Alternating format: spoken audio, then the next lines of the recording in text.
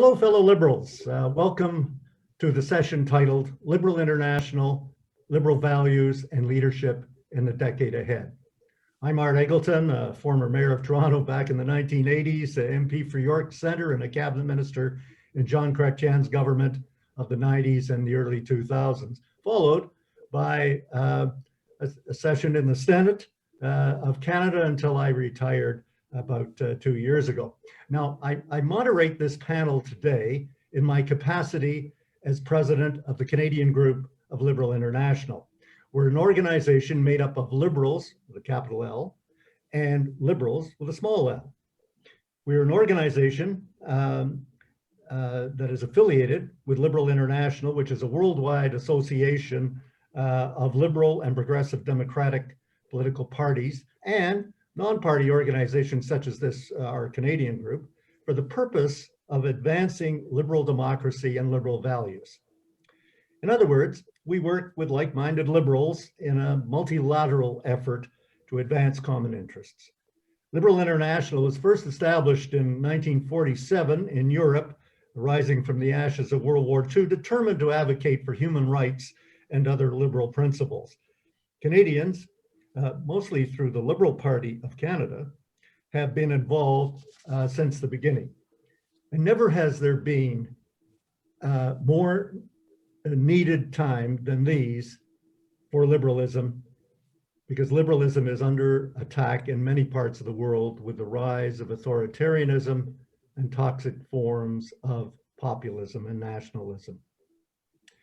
Today, we have 4 distinguished panelists to pursue this subject of liberalism and its challenges on the global stage over the coming decade, and particularly how we work with like-minded liberals in other countries to advance liberal democracy and liberal values. Our panelists include Dr. Chaviva Hosek, who was formerly a Liberal member of the legislature of Ontario in the David Peterson government. He was a cabinet minister in that, and then she went on to the federal level, becoming the Director of Policy and Research in the office of Prime Minister John Chrétien.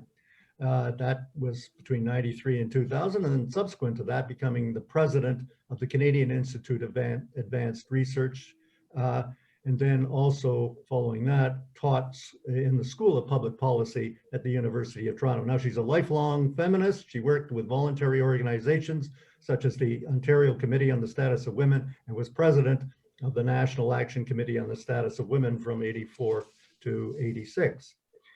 She'll be followed by the Honorable Diana Whalen, who had a 17-year career in elected office, beginning as a city councillor in Halifax and then subsequently becoming a member of the Nova Scotia legislature. Between 2013 and 2017, she was the first woman to be appointed to the role of Deputy Premier of Nova Scotia, serving in the government of Stephen McNeil. And during this time, she also served as Minister of Finance and later as Minister of Justice and Attorney General. She championed restorative justice and the introduction of the first Accessibility Act in Canada.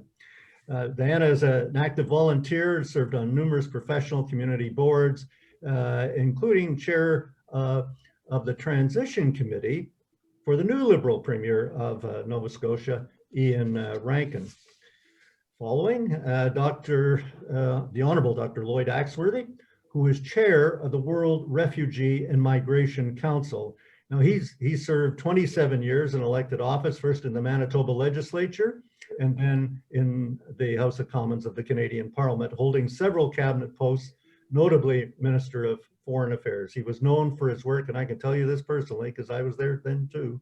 He's known for his work in advancing the Treaty on Anti-Personnel Landmines and the International Criminal Court and the Protocol on Child Soldiers. From 2004 to 2014, Dr. Axworthy was President and Vice Chancellor of the University of Winnipeg. He is a companion of the Order of Canada. And finally, but not least, as often said, is Rob Oliphant. Rob was first elected in 2008, re-elected in 2015 and 2019 to the House of Commons, representing the riding of Don Valley West. And he is serving as Parliamentary Secretary to the Minister of Foreign Affairs. He served with 3 different ministers in that portfolio. He's also been co-chair of the Canada-Africa Parliamentary Association, and prior to being elected, an ordained minister in the United Church of Canada. So welcome to all four of you, and let me ask you to take 5 minutes each for some opening comments. I'll pose a question after each 5-minute period, and maybe if we have time, some questions at the end, starting with Dr. Chaviva Hosek. Thank you very much, Art.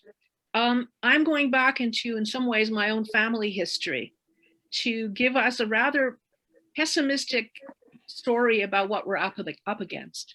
I want to talk about the emergence of illiberal democracy and use Hungary as my test case. And what I'm going to begin with is the history that makes it so hard to imagine Hungary ever becoming a liberal democracy, but I have hope. So the first thing to remember is that Hungarians are a very small language group in Central Europe, which has all kinds of language groups, many of them Slavic.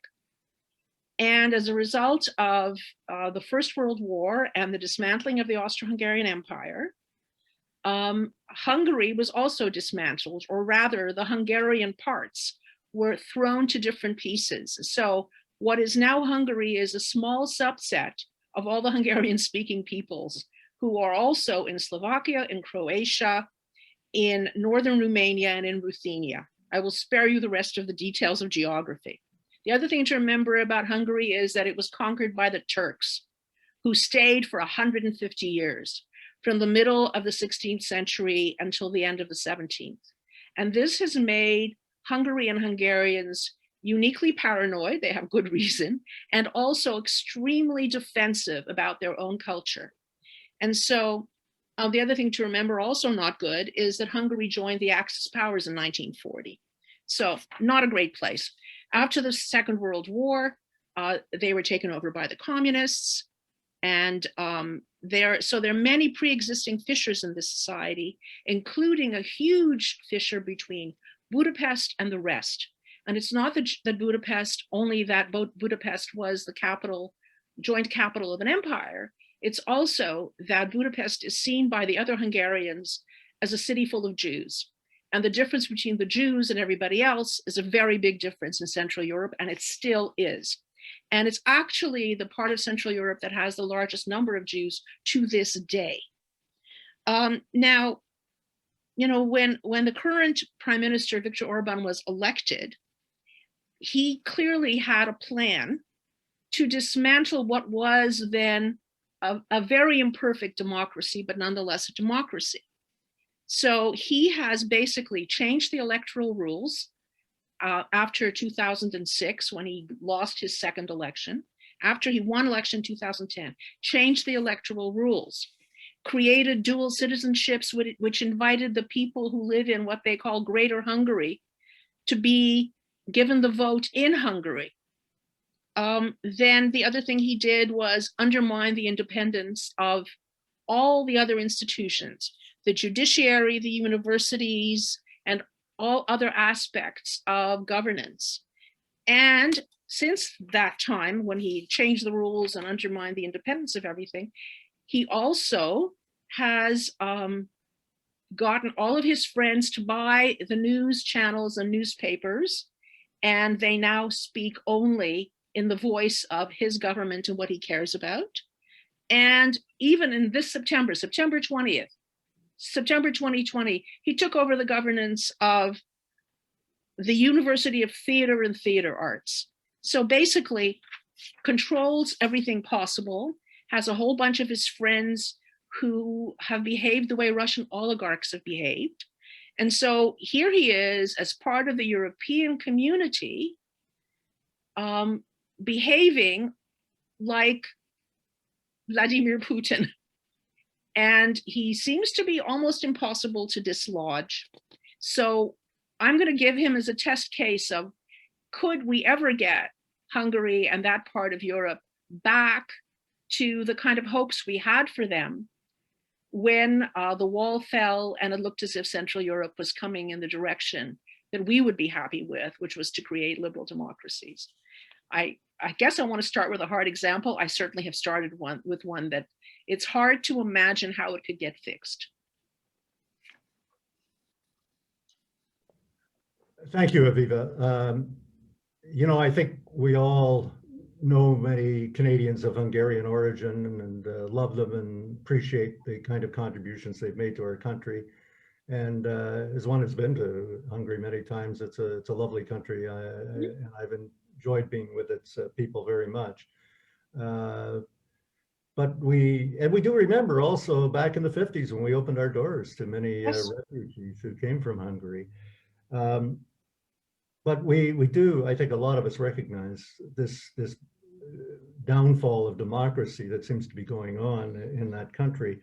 So is there a way forward? Is there a way that you would see that Hungary can get back to being a liberal democracy?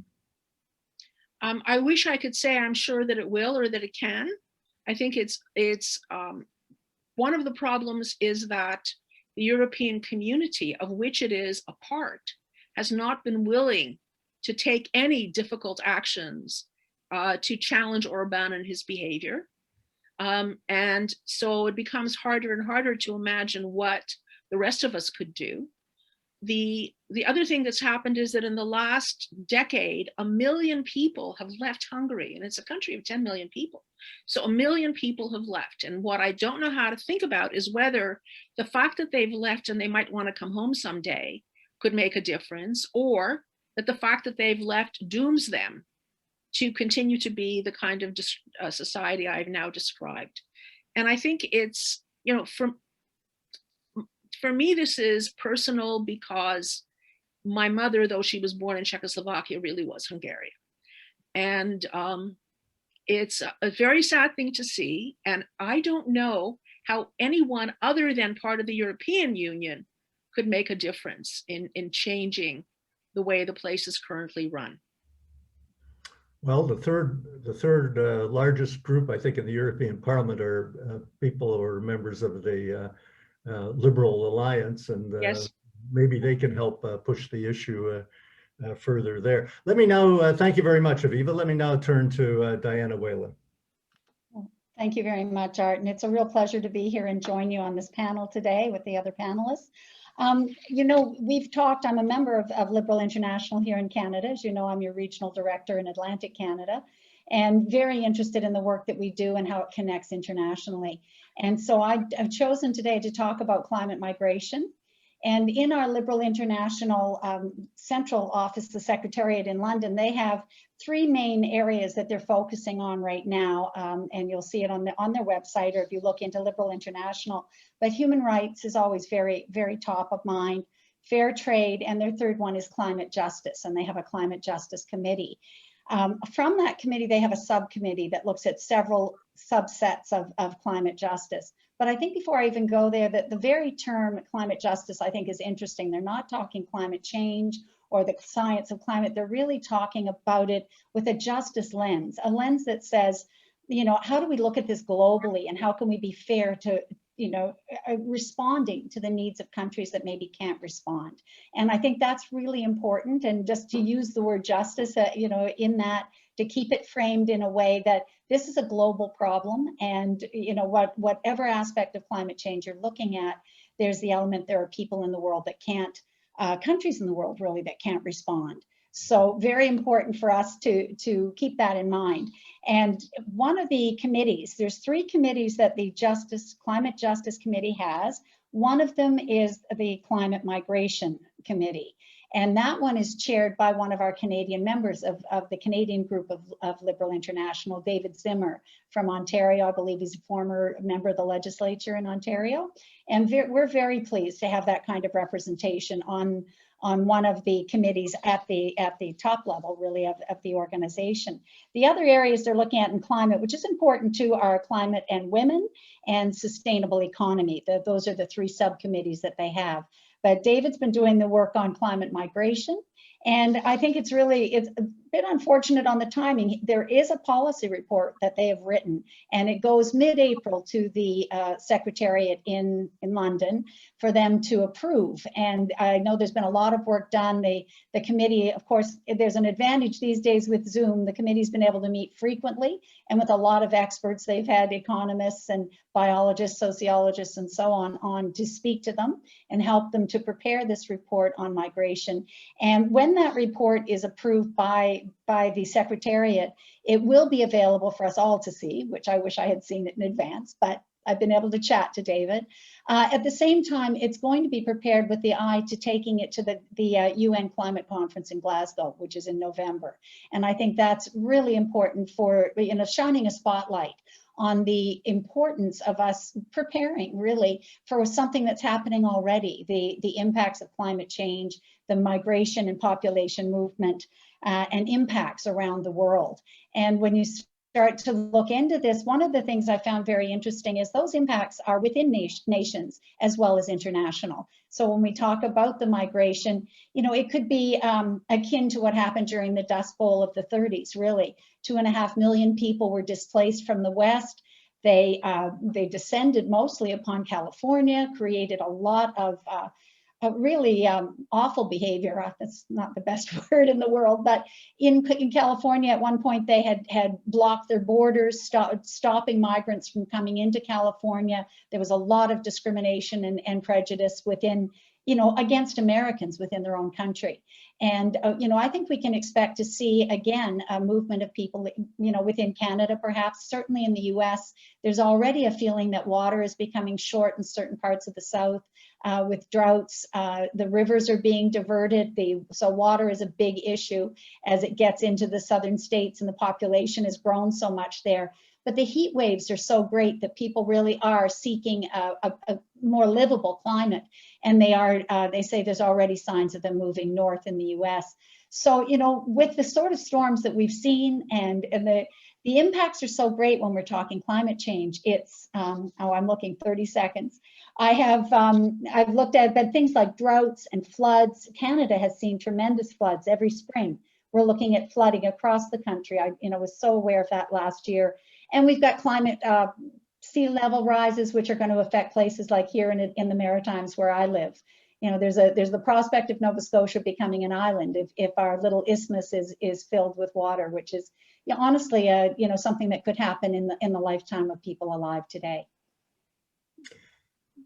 Well, thank you very much, Dan. It's very interesting that liberals around the world are not just talking about the science of climate change, which of course is a vital thing to talk about and will be talked about considerably at this convention, but at the same time talking about climate justice and the fact that with some of the dangers of high water levels, we could have a lot of people moving. And that does raise a lot of questions about climate migration. But I have one question for you, and I'm going to ask the same of the next speaker because he's the chair of the World Council on Refugees and Migration. But let me ask you, what is the difference between a climate migrant and a refugee? Well, I'll give you my understanding of it. I do think Lloyd has many years of experience with this, so he may have I think a more fulsome answer. But what I was told in looking at that was that the big difference comes from the UN definition and how the United Nations defines a refugee. And in their case, it has to be, I had looked at it, someone who's unable or unwilling to return to their country of origin, owing to a well-founded fear of being persecuted for reasons of race, religion, nationality, membership of a particular social or political group. So it doesn't include things like being pushed out because your home is flooded or because your land has eroded or you can't make a living anymore because of, desert, the place has become like a desert and so on. So it just hasn't captured this kind of movement that is people choosing to move because of the conditions they're living in. And I think that maybe the UN should be looking. My thought is the UN should be looking. As I began to read about this, I don't know why it isn't included. But from an international point of view, and I did mention migrants can be within your own borders, but in an international point of view, they aren't seen as refugees. Okay, well, we've started with two speakers that have opened the door on issues of illiberalism in the world, and the question of climate change evolving into climate justice, and the issue of migration that may occur as a result of that. So I'm now pleased to turn it over to Lloyd Axworthy. If you could unmute yourself, please, Lloyd. Okay. All aboard? Yes. Okay. First, let me say I appreciate the invitation to be with you and to also be part of the policy convention this weekend. One of the things I think that is a very important element in democracies is that the political organizations and parties have to be the source of ideas. It's not just election machines or fundraising machines. And I think one of the things that I always sort of benefited from the time I was a student was going to the conventions and listening to the debate. Classic liberal view that it's a big house with lots of rooms, and there's going to be differences of view, and how do you arrive at some kind of agreement on those? I think that's really compounded because of the period that we're in. You could call it the COVID period, the conflict period, the corruption period, and the climate change period. The four deadly C's are really beginning to merge together. And that's going to be one of the really difficult issues that governance and policy have to face, that we can no longer deal with the silos. I mean, it's important we talk about climate change, but the climate intertwined with epidemics, compounded by conflicts, amplified by corruption. All of a sudden you've got a septic pool internationally, which is really undermining people's faith and trust in being able to get proper and effective government. And I think that's going to be one of the issues. I've gone through a lot of the resolutions that we be looking at this weekend. Terrific resolutions, but I asked myself, to what degree are we capable now of integrating them, interlacing them? It's the old idea you can have a separate thread. The real trick is to weave it together into an attractive fabric. And I think that's going to be one of the challenges of liberals, to be able to lead in the way of establishing those based on the values that I think that you and Chaviva and Diana have already talked about, of justice, of equity, of fairness. I think also that there is a real issue, if I could just focus in for a minute, the issue that Diana raised about migration that's taking place right now, coming out of what they call the triangle in Central America. Mm.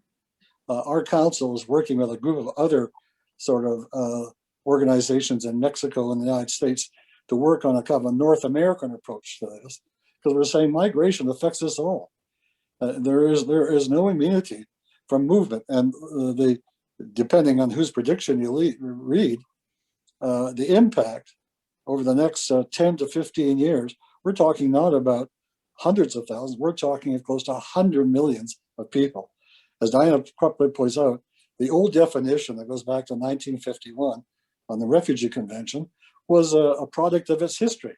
It was, as Chaviva pointed out, that was the result of the large movement in Eastern Europe of refugees escaping the Soviet Union and Germany. It was but that was designed around political persecution. It wasn't designed around climate. It wasn't even designed around conflict. And I remember I was down at the Tijuana border about just a little bit more of a year ago, meeting with the people in the camps waiting to get in. And I happened to be there just at a time when the Trump administration announced that they were eliminating the domestic violence and gang violence as a criteria to apply for refugee status. So the women and the kids in these camps were left bereft. Mm-hmm. No recourse, no outlook. And the question is, how do you come together to manage that kind of action where one government, because of its own domestic politics, takes a set of decisions that have impacts on hundreds of thousands of other people? And migration and refugees are probably the most obvious because they're stateless. And right now we're working in a network of women and girls around the world who are refugees or displaced persons. And here's what they keep saying as we convene meetings, is that they realize they're at the back of the queue when it comes to vaccines, to health, to attention, to economic development, to governance. Sometimes they're not even in the queue. They're homeless, they're stateless. No one speaks for them. And as governments, including even democratic governments, are closing their borders, shrinking in their horizon, pulling up the bridges, increasingly we're beginning to become inward looking.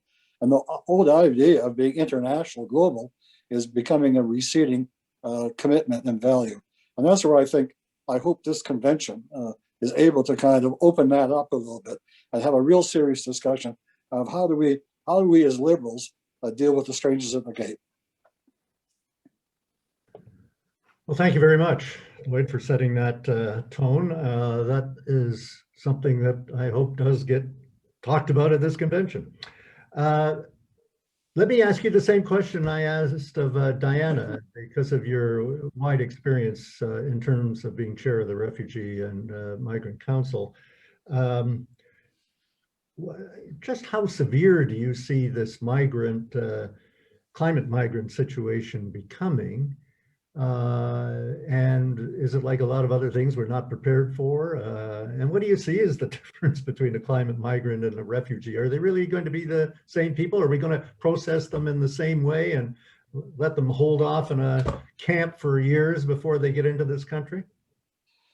Art, I mean, it's almost hard to predict totally, but what we do know is that the movement of displaced persons, and that's what we should be talking about.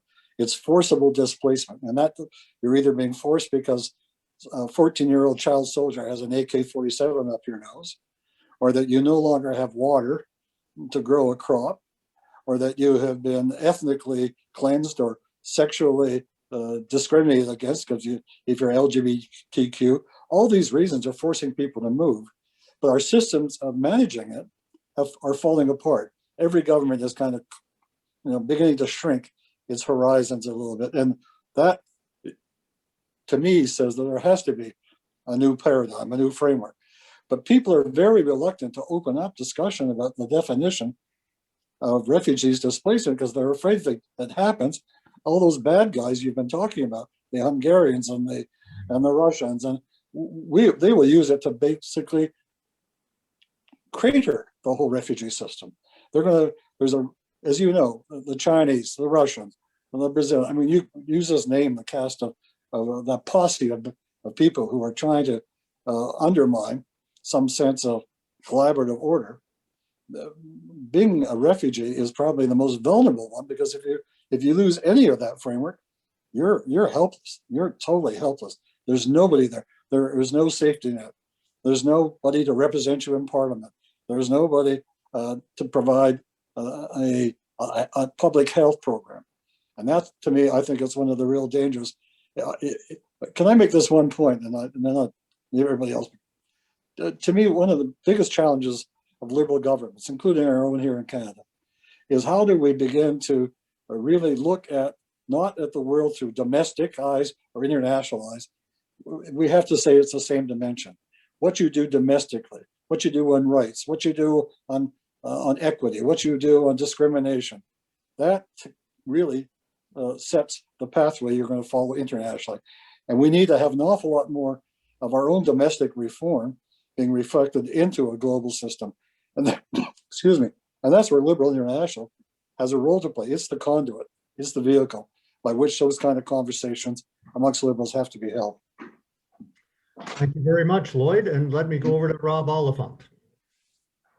Thank you, Lloyd, and it is a great honor to be here with this panel. It's also a great honor to be here with liberals from across the country who are part of this policy convention. And I want to echo Lloyd's comments that it's absolutely critical that the party meets like this, and even if we have to do it virtually, and discuss those things that are important. And I don't want to age myself, but it's been about 45 years that I have been going to liberal conventions, which is shocking because I look so young. But these are conventions where ideas have been harnessed by leaders who eventually they do get into platforms. So I want to highlight the importance of that. One of the things I do to keep young is I go to grade 5 classes all the time in my riding in Toronto. And one of the questions I ask the kids is, who's my boss? And they always, well, sometimes they say John Tory, the mayor of Toronto, but more often they'll say, it's Justin Trudeau. And I say, no, he's not my boss, you're my boss. And he's our leader, but he's not our boss.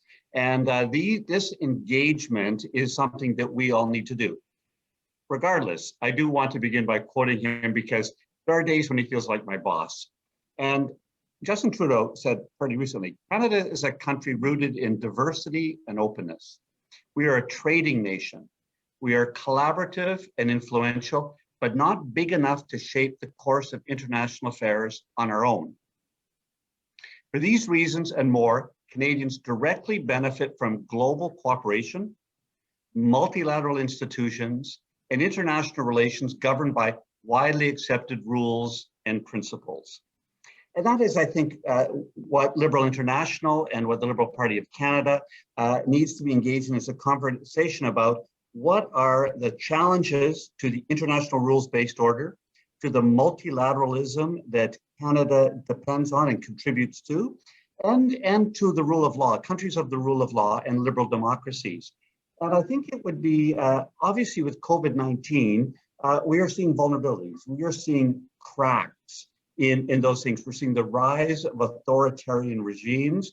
We're seeing countries which have abandoned principles of democracy, of freedom, of human rights in the face of a pandemic, overreacting or like an opportunistic infection, moving in to deny people's rights. And all of these are threats to the liberal democracies and the international rules-based order. And I think I started to get some hints of that. And I will recommend a book. It's now getting a couple of years old, but Robert Kagan's book, which is The Jungle Grows Back, is even though it's very American-centric and US-centric, it offers some insights into the fact that we liberal democracies think that history is progressing on in a way that's unstoppable, that refugees will be welcomed or will be stemmed because new regimes will gain a sense of human rights, or that we have the opportunities of increasing the number of countries with the rule of law. It just is not the case, that we're naive to believe that. Canada needs to stand firm and find like-minded and sometimes unusually minded people to gather with us on making the treaties that have happened since World War II live, and making sure that we don't have those threats to liberal democracies and that they continue to grow. So we look at Hungary or we look at Poland.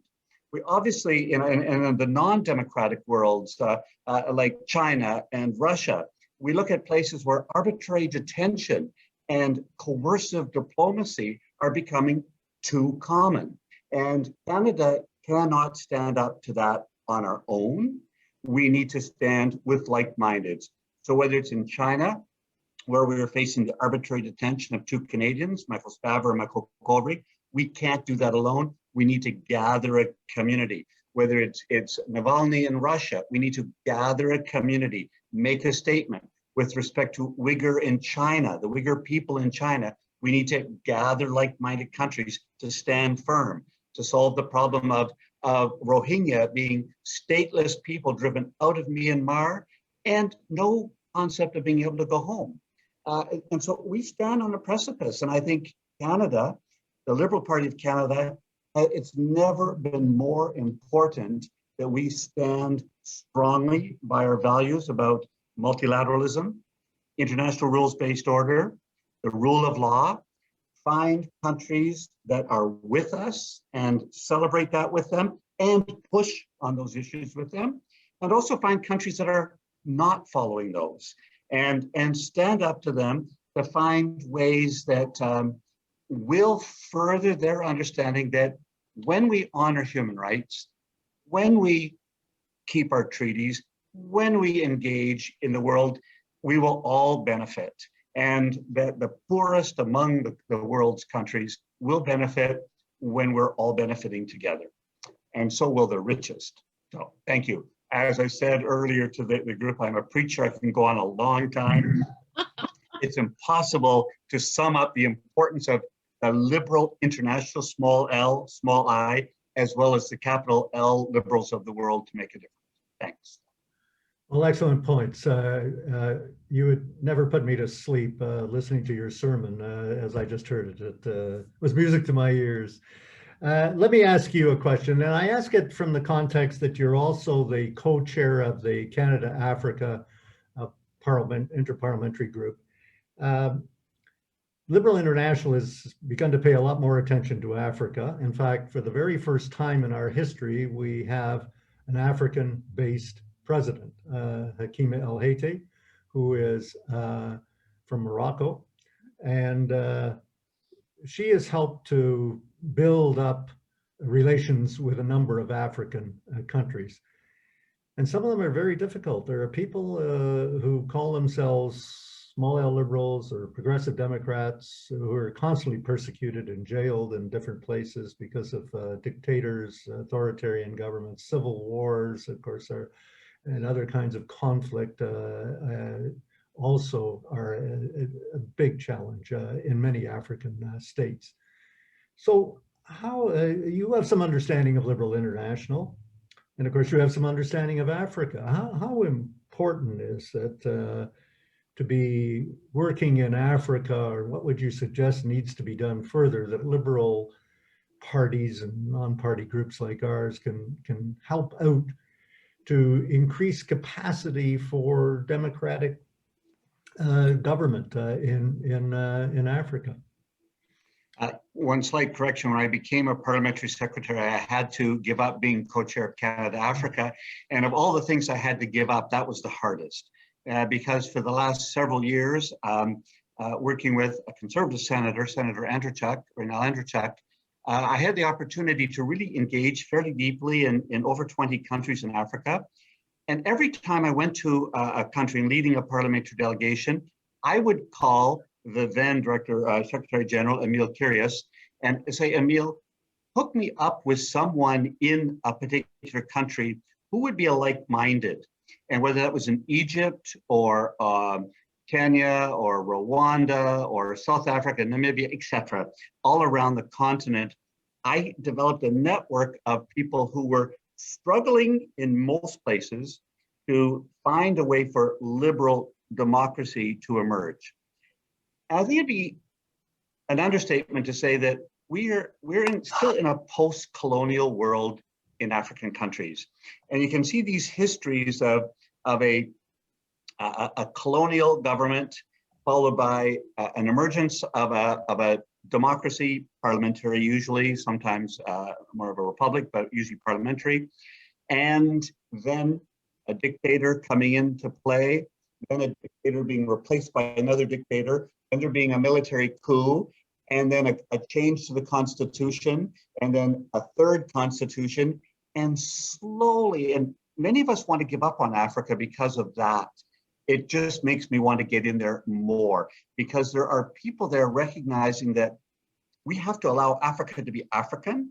We can't impose a new colonialism, but at the same time, we have to assist them and like-minded people who are looking at trade liberalization, looking at the interdependence of the world, about international financial institutions that actually help those countries and the people of those countries, look at the causes of the conflict, which are still often rooted in colonial boundaries, which made no sense to the people at the time, and find ways to allow the continent to slow down in its desire to be like the West, but push it the next steps. And I think Canada, as a non-colonial power, has a unique opportunity.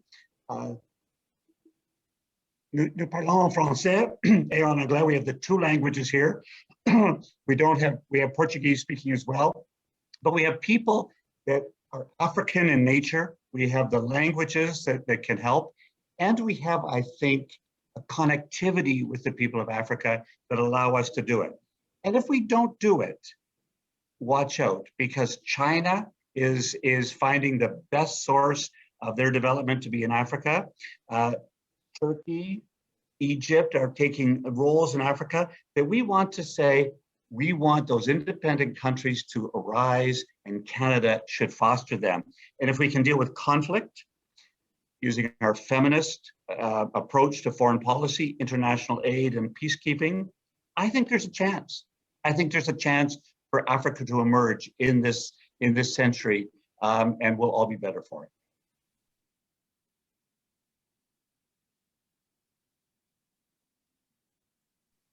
The most famous words, please unmute. That's the 2021. Glad to hear that, Rob, because I think we do need to focus on liberal values in Africa, but we have to be careful not to impose the kind of values that we have may not fit in every circumstance in Africa. We have to be sensitive about that, but I think we need to work at it before those authoritarian types take over more control of more African countries. It's very definitely an area that we on an international scene as liberals around the world need to focus on. Well, let me, we got time for one more question. I got one question I'd like to ask all of you, or those of you who want to respond. According to the recent report of the Economist magazine's intelligence unit, slightly less than half of the world's population live in a democracy of some sort, with only 8.4% residing in full democracies. Fortunately, Canada is one of them they list in that group. And according to the US-based Freedom House, in a current report, states that the health of American democracy is in rapid decline. And they also say, and fewer than 20% of the world's population now live in fully free countries. Frightening stats. There are many examples of lost freedom and human rights. In recent times, a couple come to mind, Myanmar and Hong Kong. How can we start working together, not just as governments, but parliamentarians and civil society to turn around the slippage from democracy? Who would like to take that on? Chaviva? Well, I think the institutions like Liberal International are a part of the answer to this, but I wish I had something more positive to say, but I think that part of what we need to understand better are the very deep resentments and the histories that allow countries to either not become democracies or to slip backwards. Those of us who watch the country to our south, you could say that almost everything that is disturbing about it today, even with Mr. Biden as president, comes from not being able to deal with the legacy of slavery, the legacy of the Civil War, and all the various institutional arrangements that were created after the Civil War in order for white people to hang on to power. And that's one of the reasons I told the story about Hungary. It's that part of what is so difficult about this is that deep histories that haven't been confronted leave a trap from which it is very, very difficult to escape. And I don't want to suggest we shouldn't be trying, but I think we need to be trying with an understanding of how deep the resentments and the negatives really are, so that breaking through is more than just being a virtuous and somewhat innocent Canadian. Thank you. Diana, do you want to weigh in on this? Well, I think we could talk a lot about this, a lot more than the time you have. But, one of the things that I think has probably hit me, and Chaviva, you were saying about us being virtuous and feeling like we're quite good people, we're a good country and good people, and we are. But I think that the cracks have been showing, as we've said, with disparity that comes even from seeing COVID and the disparity in care and in pockets of poverty, or maybe in communities that are more racialized and they're being hit harder. So I think a lot of us have asked that question in the last year with Black Lives Matter and other movements, saying we're not above, we're not out of this picture, we're part of this picture. I think your call to say we all need to recognize it is important. And I do feel like around reconciliation, there's a real awakening in Canada. And these sort of things, like, so that all Canadians sort of ask themselves, what's my role and what can I do? And hopefully more will, because, I think I was brought up with the idea that we had a great history and we had done all these wonderful things. We weren't told about the things that have harmed people and left a mark. So I know I'm feeling a change. I hope other people are too, and that we question ourselves. Thank you. Lloyd? Unmute yourself, Lloyd.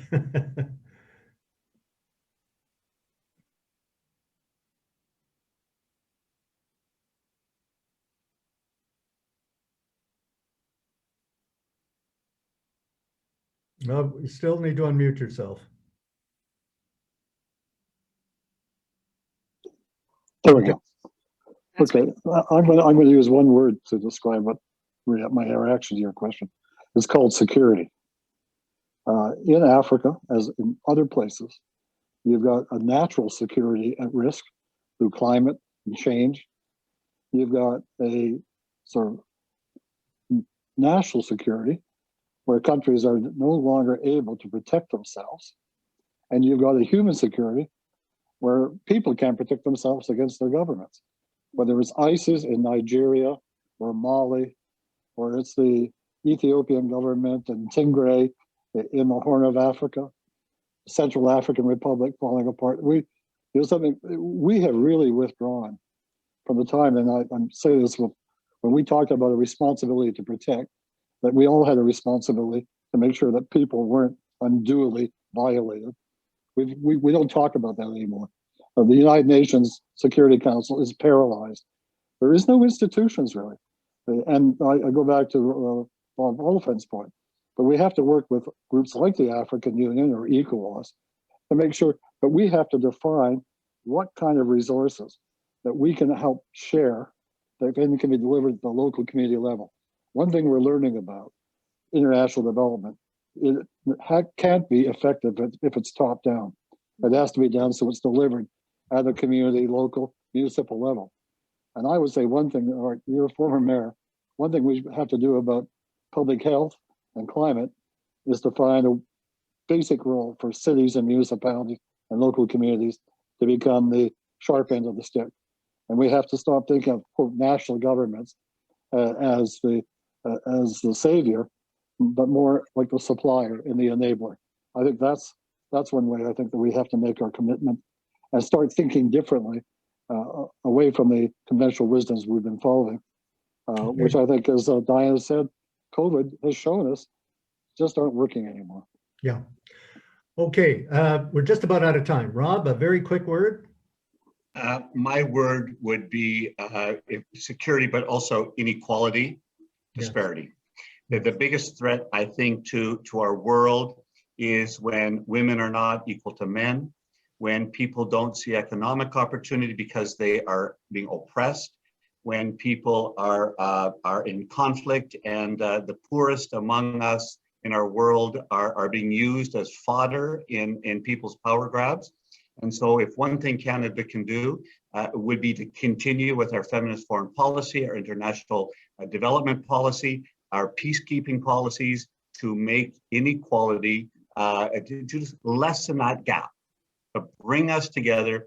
And then I think there's an emergence then of the willingness of people to engage in the world in a democratic, good way. Alan, or could there's a question with Bob.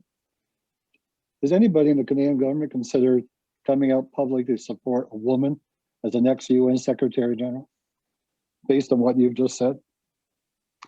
I will take that back to the people. It's way above my pay grade, and I'm going to put that in. I read somewhere recently there's a Canadian woman running, but Yes, I have never heard of her. But let's find that out. Actually, Very influential. I think it would be a big improvement. there was a woman who was the Deputy Secretary General one time. Yes, She was a Canadian. once also my Deputy Minister when I was Minister of Defense. But anyway, we have to close now. And just before we close, let me say I appreciate all of the comments that you made. And I think what we have learned from our recent challenges relevant to our relations with the government of China, whether it be regarding the two Michaels, the treatment of the Uyghurs, or the diminishing rights in Hong Kong. Rob pointed some of this out. I believe we need to work multilaterally with our allies. And I would add that we need to not just do that at the government level, the cabinet level, but we need to have parliamentarians, any parliament, all parliamentarians, and civil society.